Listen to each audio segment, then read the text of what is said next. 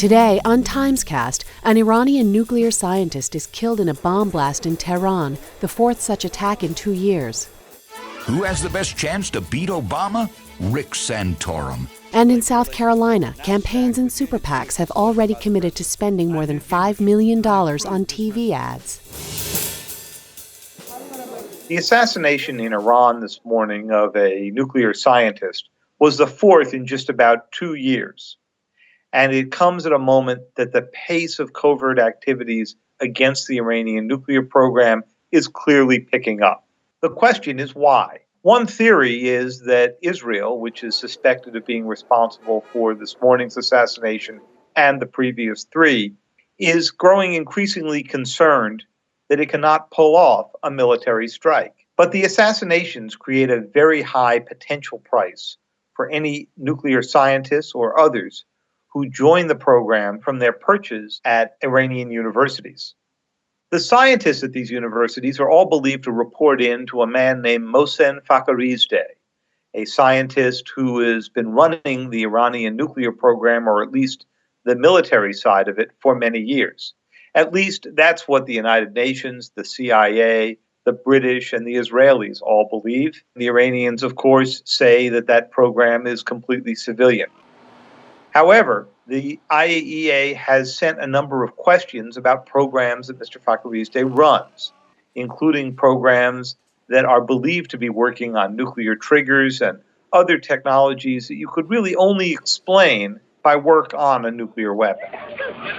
Most experts inside and outside the U.S. government say they don't believe that U.S. intelligence agencies are involved in the assassinations.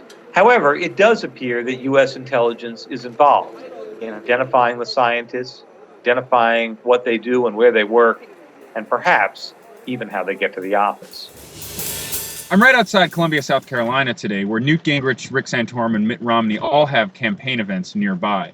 But South Carolinians have already been seeing these candidates on the air in a big way in the last few days. Rick Santorum. 5 of the candidates already have television advertisements up and running, and their super PACs are pouring millions more into the state.